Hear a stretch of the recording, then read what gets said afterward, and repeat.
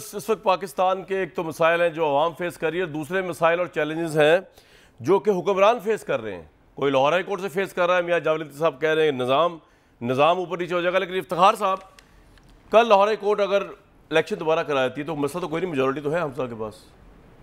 मेरा ख्याल है कि हम वापस 1971 में ना चले या अदालत में कोई पटिशन लेके कि उसका भी फैसला एक दफ़ा अदालत कर दे। व्हाट आर यू टॉकिंग यार, एक कोर्ट और पंचायत में कोई फ़र्क होना चाहिए।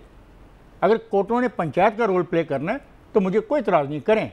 फिर इस सिस्टम को जो नुकसान होगा वो ऐसा होगा कि किसी से भी नहीं वो काबू आएगा।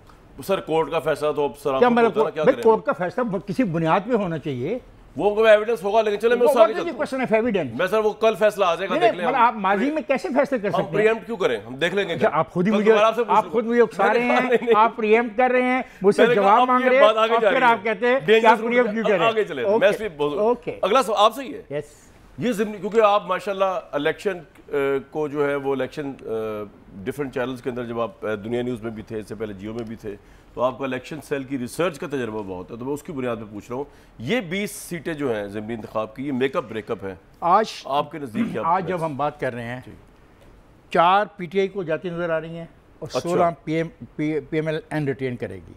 ये आपका तज़किया है? ये आज टुडे, आज पता नहीं क्या तारीख है। अभी 2 जुलाई को जो इन्होंने जलसा करना है उसका कितना फ़र्क पड़ता है, जो परेड ग्राउंड में जो भी परेड ग्राउंड में, उसका कितना फ़र्क पड़ता है देखना है।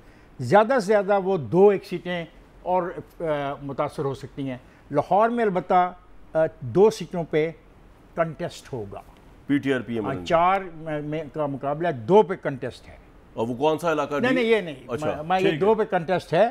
मैंने कहा 4-16, लेकिन 2 जुलाई के बाद ये थोड़ी बहुत तब्दीली आ सकती है इसमें। अच्छा, लेकिन इफ्तिखार साहब, ये जो पीटीआई का एक वर्जन है और मेरे ख्याल से उसमें एक बात और कहूँगा, पीटीआई कह रही है बहुत धांधली कर रही है, सरकार इस्तेमाल रही है, तो पीटीआई को खुल के वो सबूत ला के लोगों से शेयर करना चाहिए कि कहाँ पर पंजाब की हुकूमत किस तरीके से मदाखलत कर रही है, ताकि लोगों को पता भी लगे ना मदाखलत क्या, नोयत क्या है और उससे किस हद तक इलेक्शन जो है मुतासर होगा। ये इनका राइट भी बनता है। लेकिन मेरा सवाल कुछ और था आपसे कि जो कि पीटीआई की एक वेटेज वाला पॉइंट है, वो ये कह रहे हैं कि ये जो लोग हैं ये इलेक्शन कैंपेन ही नहीं कर पा रहे, जिनको ये लोटा कहते हैं, जो मुनहरिफ हुए, ऑब्वियसली जो पीटीआई में आज़ाद थे या पीटीआई में चले गए और पीटीआई से फिर उन्होंने पीएमएलएन की तरफ वोट दिया, हमजा शहबाज को उससे पहले डीनोटिफाई हो गए। वो कह रहे हैं ये तो इनका तो फ्यूचर ही नहीं, क्योंकि ये तो अवाम अब समझ गई है कि लोटों को वोट नहीं देना। मॉरली बात सही है? नहीं, मेरी बात सुनो, अगर लोगों को उन्होंने वोट नहीं देना तो फिर इन्होंने इलेक्शन में गए क्यों हैं? इन्होंने अपने कैंडिडेट खड़े क्यों किए हैं? इन्होंने पीटीआई ने नहीं, वो कह रहे हैं उनको वोट नहीं पड़ेगा, वो लोटे हैं। देखें ना, इनकी ख्वाहिश है, इनका ख्याल है। जी मैं आ रहा हूं, इनकी ख्वाहिश और ख्याल है। आप इनकी ख्वाहिश और ख्याल को चैलेंज तो नहीं कर सकते। देखें जी, मैं तो इलेक्शन को बिलीव करता हूँ लास्ट वोट काउंट होने तक, ठीक है। लेकिन आपने जो सवाल किया है, मैंने कहा आज 4 और 16 है, 2 जुलाई के बाद मुझे इसमें तब्दीली नजर आती है, लेकिन मेजॉरिटी, लेकिन आप 10 से ऊपर सीट देने को तयार नहीं हो रहे पीएमएलएन उसको, 10 से ऊपर पीटीआई को देने को तैयार नहीं। ये जो आपकी असेसमेंट है सर, जो मेरी असेसमेंट आपकी, और हर कॉन्स्टिट्यूंसी में डिफरेंट है। मैं लाहौर की 2 सीटों पे कह रहा हूं वेल कंटेस्टेड, तो वजह है ना साहब, ये जो नैब की तरह मीम को इतना आप लोगों ने वावला मचाया है, थोड़ा मुझे इसके बारे में जवाब दे दें, उसके बाद आप जो चाहे फरमाइएगा, हम सुनेंगे। ये मेरे सामने दोनों ऑर्डिनेंस पड़े हुए, शहबाज हुकूमत का भी, इमरान हुकूमत का भी। आपने जिसपे सबसे ज़्यादा रोना डला हुआ है वो ये कि नैब इख्तियारात के नाजायज़ इस्तेमाल और महकमाना नकाइस पर अवामी ओहदा रखने वालों के खिलाफ कार्रवाई नहीं हो सकेगी। ये शहबाज शरीफ ने नहीं कहा, ये आपने 2019 में असेंबली से पास नहीं हुआ तो आपने ऑर्डिनेंस प्रेसिडेंट से पास करवा के उसको कानून का हिस्सा बना के रखा कई महीने तक। आप ही ने नैब अब सिर्फ सरकारी मुलाजिम के खिलाफ कार्रवाई कर तो सकेगा, लेकिन उसकी इतनी कड़ी शराइत रख दी कि ना होने के बराबर। Bureaucracy, businessman, public office holder को आपने रिलीफ दिया, चाहे अपनी वजह से दिया क्योंकि आपको पता था कि आपने जब उतरना है 1.5 साल बाद तो आपको भी नैब को करना पड़ेगा फेस, लेकिन ये सब तो आप कर चुके हैं। तो फिर ये तो माजरत के साथ बड़ी सियासी मुनाफकत है कि जो काम आप कर चुके हैं, गलत काम, हमने उस पर भी तनकीद की थी, वही गलत काम शहबाज शरीफ कर रहा है, तो मैं तनकीद तो कर सकता हूँ, आप किस तरह कर सकती हैं या इमरान खान साहब?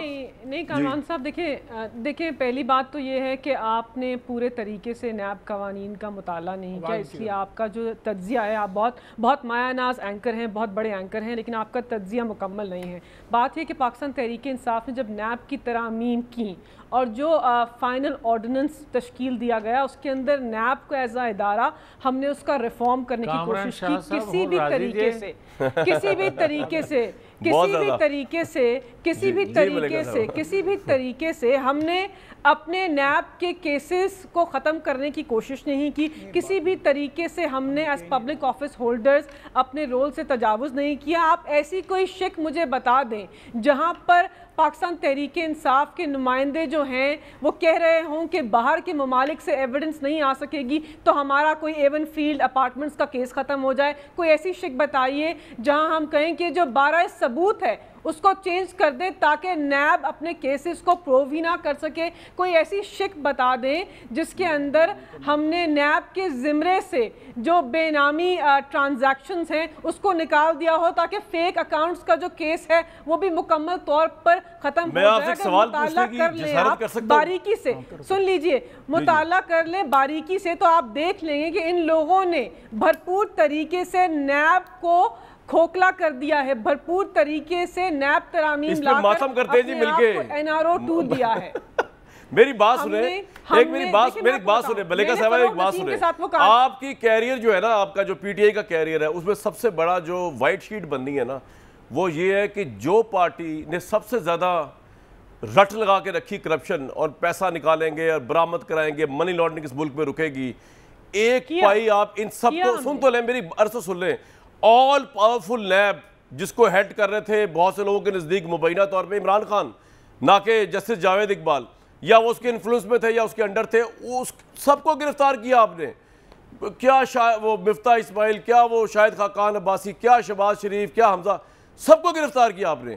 एक पाई आप इनसे करप्शन की, एक आप इनके ऊपर चालान नहीं पेश कर सके, एक आप इनके ऊपर एक पैसा नहीं रिकवर कर सके, उल्टा नवाज शरीफ को भेजने वाले बाहर आप, कमजोरी आपकी, काबीना आपकी रो पड़ी, बोर्ड आपका फेल हो गया, सिस्टम आपका फेल हो गया।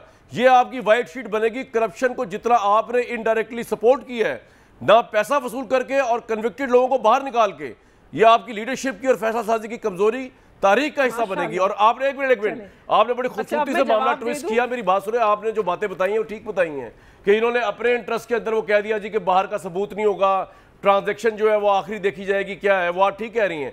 लेकिन जो आपने इसमें ट्विस्ट किया है अवाम के लिए वो मैं बता दूं, आप क्या पूरी पीटीआई कर रही है वो ये कि जिन शिकों का मैंने आपको हवाला दिया है जो शहबाज शरीफ की शिकों से मिलती हैं, उसके बारे में कोई पॉलिटिकल एम्बैरेसमेंट आप लोगों को फील नहीं हो रही कि आपने नैब को वीक करने के लिए 12 सबूत नैब के ऊपर डाल दिया, आपने डाला है।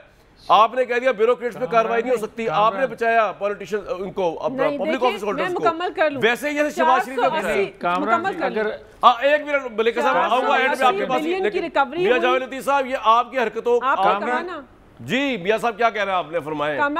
मलिका आपको जवाब का टाइम दूंगा मैं ये जी फरमाए। एक सेकंड मैं कामरान ये कहना चाहता हूँ कि अभी जो मलाइका बात कर रही थी ना, दुनिया में कहीं ऐसा कोई कानून नहीं है कि आप इल्ज़ाम बग़ैर सबूत के लगाएं और ये कहें कि मैंने इल्ज़ाम लगा दिया है अब आप साबित करके दें क्या बेगुनाह है। आपने जो अभी तक जो नैब कवानीन में तरमीम हुई है मलिका, वो 80% आपका बनाया हुआ मुझे एक बात बताएं, मैं तो मैं हैरान हूं आपकी सोच के ऊपर कि आपने तो कॉपी पेस्ट किया है एक क्वार्टर जो इंपॉर्टेंट शिके इमरान खान के बिल में से। वैसे तो आप गालियां देते फिरते उनको, जहां आपको सूट करा था आपने इनको कॉपी कर लिया इमरान खान को। आपके पास तो कोई मॉरल अथॉरिटी नहीं है एक स्नैप पे बात करने के लिए, आप लोग तो खुद मुल्ज़िम हैं उसके। आप छोड़ देना अपनी बात। मलिका साहब क्या कह रहे हैं जल्दी से बताएं कि हमने सारी शिकें आपकी और हमारी जो शिकें हैं उनके अंदर कंप्लीट मुमासलत है। तो मैं जो कामरान शाहिद साहब का टॉक शो इसके ऊपर आपके साथ एक 1-on-1 नैब के ऊपर प्रोग्राम करने के लिए तैयार हूं कि जो एनआरओ आपने दिया है उसकी जसारत हम कर भी नहीं सकते थे, हम तो सोच भी नहीं सकते कि पाकिस्तान की आवाम जो है उसके साथ हम इन्होंने अपने आप को एनआरओ दिया। ठीक है, मैंने ये नहीं कहा कि मैं ब्रेक में जा रहा हूं, लेकिन मलिका साहबा देखिए आपने दोबारा मुझे मिसकोट कर दिया। मैंने तो ये कहा ही नहीं कि आपने पूरे का पूरा इनका बिल उड़ाया, इन्होंने आपका बिल उड़ाया है। इन्होंने आपकी जो 4-5 शिकें मैंने पढ़ के सुनाई है वो आपकी उसमें भी थी जिसमें आपने नैब का भट्टा बैठा दिया था।